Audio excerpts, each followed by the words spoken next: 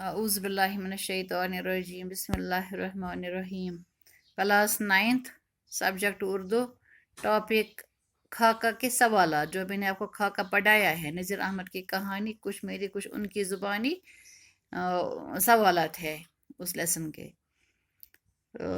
پہلے میں تھوڑا سا آپ کو جانکاری دوں گی نذیر احمد کی کہانی جو ہے یہ نذیر احمد کی کہانی کچھ میری کچھ ان کی زبانی یہ خاکہ مرزا فرحت اللہ بیگ کا اپنے استاد مولوی نذیر احمد کے متعلق لکھا ہوا خاکہ ہے یعنی مرزا فرحت اللہ بیگ نے اپنے استاد مولوی نذیر احمد جو تھے وہ ان کے استاد تھے انہی کے متعلق انہوں نے یہ خاکہ بنایا ہے۔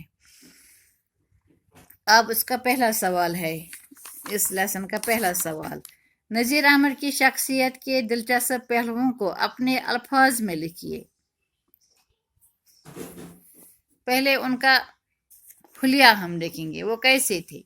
نذیر احمد کا حلیہ کچھ عجیب تھا، پیٹ باہر نکلا ہوا جس کو انہوں نے توند لکھا ہے، پیٹ باہر نکلا ہوا، سر پر معمولی بال، قد ٹھکنا، جسم جیسے سوکھے چاولوں سے بری بوری، چھوٹی آنکھیں، بڑا دہانہ، سر اور جبڑا بڑے، اور وہ بلند آواز میں بولتے تھے، داڑھی چھدری۔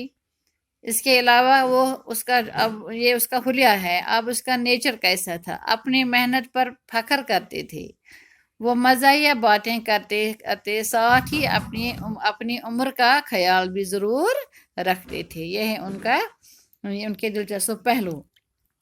اب دوسرا سوال ہے نذیر احمد نے اپنے بچپن کے کن واقعات کو لطف لے کر بیان کیا ہے؟ بتائیے۔ اس کا جواب ہے مولوی نذیر احمد نے غریبی کے دن دیکھ چکے تھے، یعنی بچپن میں انہوں نے غریبی کے دن دیکھے تھے۔ تعلیم کا بہت شوق تھا تو پھرتے پھراتے ایک مسجد میں آ کر بیٹھ گئے۔ 2-4 شاگردوں کے ساتھ نذیر احمد کو بھی مولوی صاحب پڑھانے لگے۔ ہر روز صبح کے وقت گھر گھر جا کر روٹیاں سمیٹنے کے لیے جانا پڑتا تھا۔ ایک امیر آدمی کی بیٹی نذیر احمد سے مسالے پسواتی تھی تب روٹیاں دیتی، اور دہلی کالج میں داخلے کے لیے امتحان ہو رہا تھا۔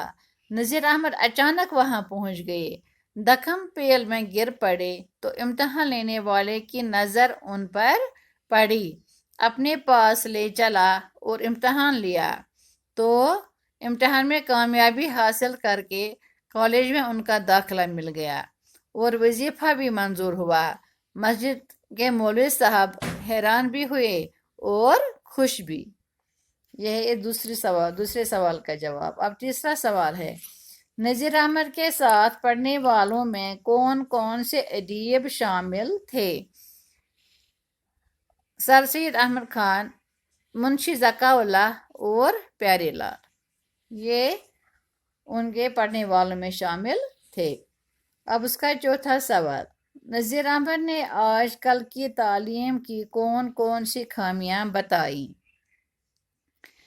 اس کا جواب ہے نذیر احمد نے کہا ہے کہ آج کل پڑھاتے نہیں بلکہ علم لاد دیتے ہیں۔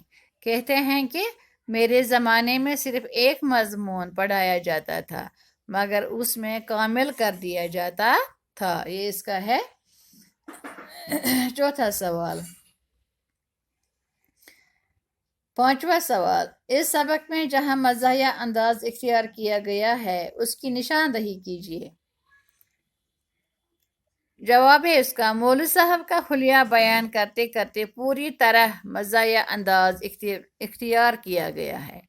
مثلاً توند اس قدر بڑھ گئی کہ ازار بند باندھنے کی ضرورت ہی نہیں۔ مزاحیہ مطلب جہاں ہنسنا آتا ہے، جس بات پہ ہنسنا آئے وہ مزاحیہ، اس کو مزاحیہ کہتے ہیں۔ یہاں مزاحیہ لگتا ہے کیونکہ کہتے ہیں وہ فرماتے ہیں توند اس قدر بڑھ گئی کہ ازار بند باندھنے کی ضرورت ہی نہیں۔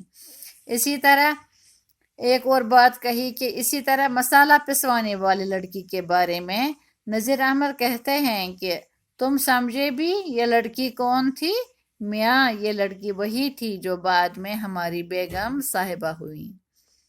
یہ ہے اس کا پانچواں سوال۔ اب چھٹا ہے اس کا سبق کا خلاصہ تحریر کیجیے۔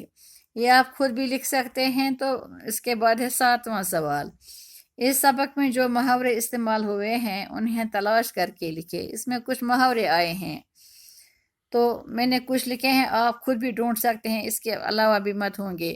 کاٹھ کے الو، ٹانگ لینا، ہاتھ پکڑنا، کوچ کرنا، یہ ہے محاورے۔ اس کے علاوہ بھی اگر ہوں گے تو آپ خود بھی لکھ سکتے ہیں۔ باقی وسلام۔